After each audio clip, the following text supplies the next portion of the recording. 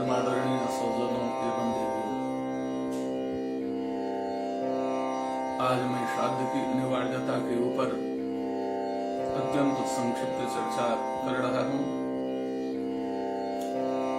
हमारा सनातन धर्म सदैव सर्वहितकारी रहा है। सनातन धर्म में सर्वे भवन्तु सुखिनः की कामना की गई है। इसकी तुलना विश्व के किसी भी पंथ आदि से नहीं की जा सकती। मृत पितरों के लिए भी नित्य श्राद्ध तर्पण आदि तो किए ही जाते हैं।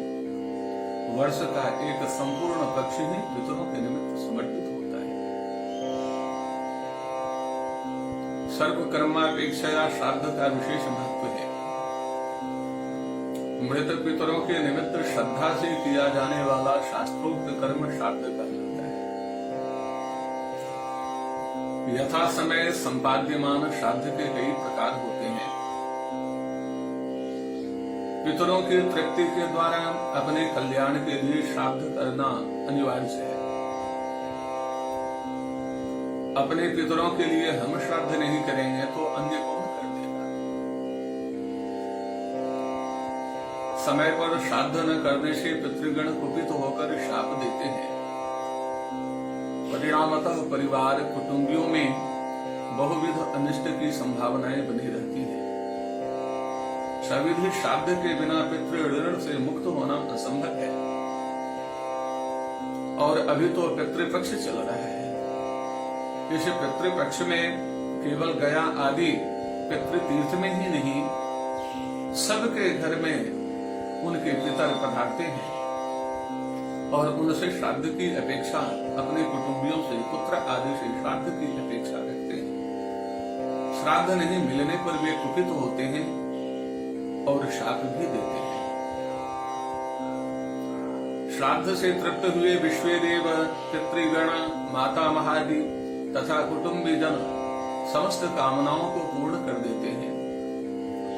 वेद विज्ञान की विधा से विधि पूर्वक श्राद्ध तर्पण करने वाला चुल्लू भर जल से ही आब्रह्मस्तंभ पर्यंत संपूर्ण विश्व को तृप्त कर देता है। आब्रह्मस्तंभ पर्यंतम जगत तृप्यताम, ब्रह्मा से लेकर तिनके पर्यंत संपूर्ण संसार तृप्त हो जाए। सनातन धर्म को छोड़कर संसार के किसी विज्ञान के पास चुल्लू भर जल से ही संपूर्ण विश्व को तृप्त कर देने की ऐसी विलक्षण प्रयोगशाला नहीं है।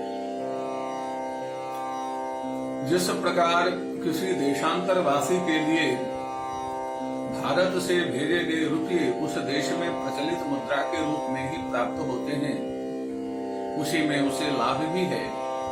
उसी प्रकार हमारे द्वारा दिया हुआ श्राद्ध अमुकामुक योनि को प्राप्त हुए पितरों को उनके तृप्ति का साधन बनकर ही प्राप्त होता है। यदि उनके पितर तृप्त हो गए हैं तो श्राद्ध का परिणाम सुख शांति के रूप में श्राद्धकर्ता को ही प्राप्त होता है।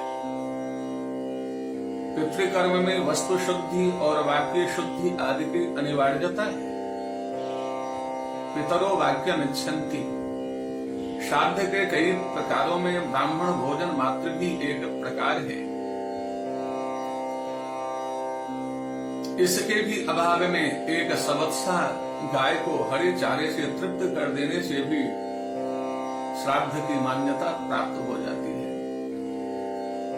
यह भी उपाय नहीं है तो जल से तर्पण मात्र कर देने से भी श्राद्ध हो जाता है। परंतु सब श्राद्ध नहीं। कोई चाहे कि जल से तर्पण करके सपिंडीकरण पूर्ण हो जाए, जल से तर्पण करके तीनों षोडशी पूर्ण हो जाए, वृषोत्सर्ग पूर्ण हो जाए, पंचदान श्राद्ध पूर्ण हो जाए, पार्वण पूर्ण हो जाए, तो ऐसा नहीं है। यह तो सामान्य पितरों की तिथि आदि आती है, उसके लिए यह विधान है। यदि सामर्थ्य रहते विकल्प अपनाया गया तो भयंकर अनिष्ट होता है। अतर्पिता पितरो देहाद रुधिरम पिबंती। अतृप्त पितर अपने परिवार कुटुंबियों के शरीर का रक्तपान करते हैं। श्राद्ध विज्ञान के लिए सहस्रों पृष्ठों के सैकड़ों महानिबंधन ग्रंथ हैं। सुयोग्य कर्मकांडी विद्वान ब्राह्मण के निर्देशन में ही अपनी शाखा और स्थानीय शास्त्र परंपरा के अनुसार यथा सामर्थ्य प्रमाद रहित होकर श्राद्ध का संपादन करना चाहिए। अपने पितरों का गया आदि में श्राद्ध कर देने के बाद भी उनका श्राद्ध तर्पण करना अनिवार्य है। यदि नित्य श्राद्ध न हो सके तथापि संध्यों पर्यंत तर्पण रूप श्राद्ध तो नित्य ही करना चाहिए। किसी ने अपने पिता आदि का गया आदि श्राद्ध कर दिया है, फिर उसका श्राद्ध उसके पुत्र करेंगे तो बिना त्रिक को पिंडदान किए उनका सपिंडीकरण हो सकता है। पार्वण कैसे करेंगे, किसी यज्ञ में आभ्युदय कैसे करेंगे। इन सभी श्राद्धों में गया में श्राद्ध जिन पितरों का हो चुका है उनका श्राद्ध भी अत्यंत अनिवार्य होता है, करना चाहिए। आज की परिस्थिति ऐसी है कि मिथिला या देश के अत्यल्प नगण्य स्थानों को छोड़कर श्राद्ध कर्म प्राय समाप्त ही हो चुका है। दूर दूर तक शुद्ध सपिंडीकरण और पार्वण श्राद्ध कराने वाले ब्राह्मण उपलब्ध नहीं हो पाते। यह अत्यंत दुख का विषय है। देश के किसी भी संस्कृत संस्थानों में श्राद्ध प्रयोग की शिक्षा का नितांत अभाव है। मिथिला में भी देखते देखते ही श्राद्ध कराने वाले पंडित तैयार हो रहे हैं। वहां भी कोई शिक्षण प्रयोगशाला नहीं है। संस्कृत संस्थानों में भी कुछ वेद व्याकरणादि ही रटाए जा रहे हैं। गृह सूत्र, शौत सूत्र आदि का प्रयोगात्मक अध्ययनाध्यापन समाप्त ही हो चुका है। सभी सनातनियों को यथाधिकार कर्मकांड की आवश्यकता पड़ती ही रहती है। सनातनी समाज चिंता करे और तब तक कर्मकांड विषयों के विशेषज्ञ ब्राह्मण भी तैयार करे, अन्यथा देश को बड़ी हानि होगी। यह समाज का भी कर्तव्य है और राष्ट्र का भी, सरकार का भी कर्तव्य है। वे कर्मकांडज्ञ ब्राह्मण, जन्मना ब्राह्मण विद्वान को तैयार करे। सफलता वहीं से प्राप्त हो सकती है। देवर्षि पितर उन्हीं के माध्यम से मंत्र ग्रहण कर सकते हैं, श्राद्धादि ग्रहण कर सकते हैं। वेद शास्त्र पढ़ने वाले के पास धन नहीं है, गरीब ब्राह्मण है, और धनियों को वेद शास्त्र के संरक्षण की चिंता भी नहीं है। संस्कृति और संस्कार कैसे बचे? जबकि नास्तिकों को भी विवाह श्राद्धादि के लिए सुयोग्य विद्वान ही चाहिए।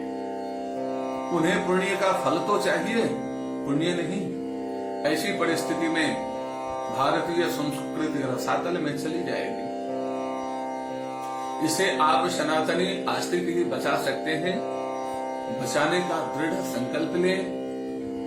धर्मः सनातनो जयति। हर हर महादेव।